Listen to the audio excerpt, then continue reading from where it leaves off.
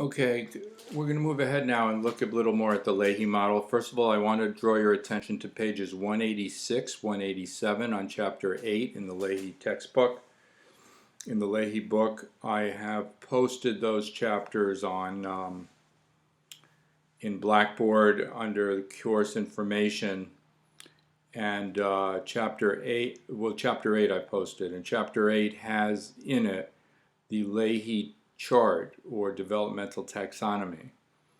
And that represents what we'll be speaking about, and that is the phases in the development of language in children.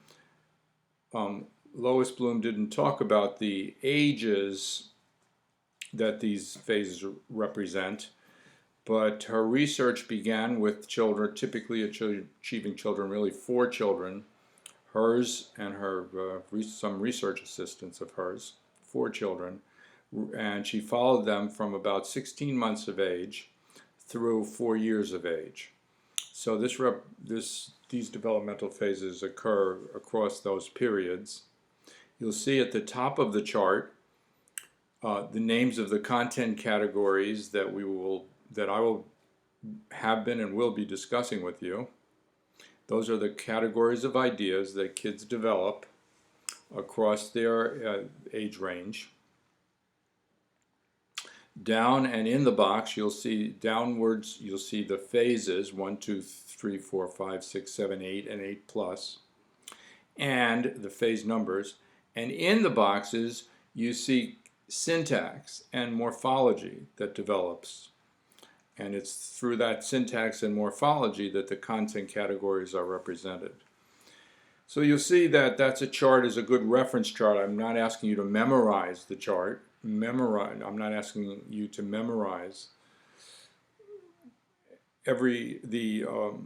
entirely perfectly the orders, the exact content categories which develop at each exact phase.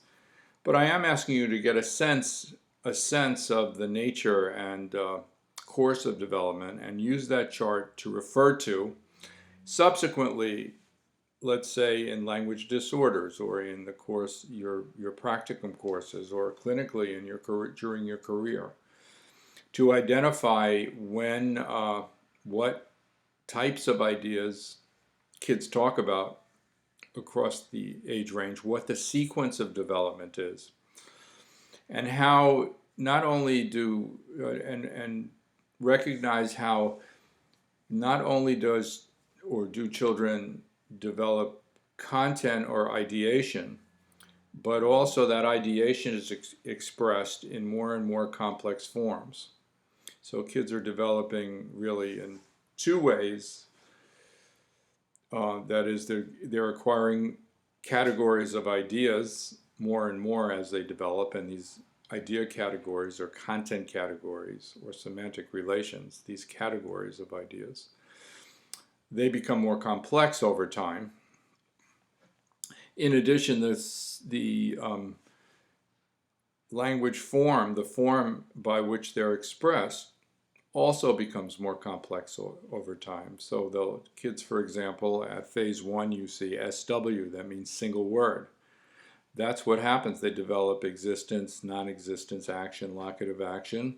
They develop those idea categories and express them in single words. Now those idea categories continue to function as they grow older, but what happens is the syntax by which they express these ideas becomes more complex.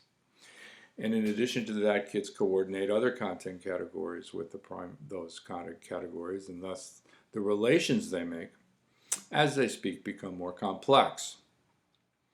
In any event, I'm pointing these charts out because these charts are both references that you'll be using in this course and throughout your career, and they illustrate, again, the course of content form development. Now there's also the development of use, and that is represented in other charts also you'll see in the chapter 8 there. Okay, I will discuss the content form interactions first, present them, and then I will go to the forms that I posted for you that come from Lahey that allow you to analyze level 2, level 3, and level 4 utterances.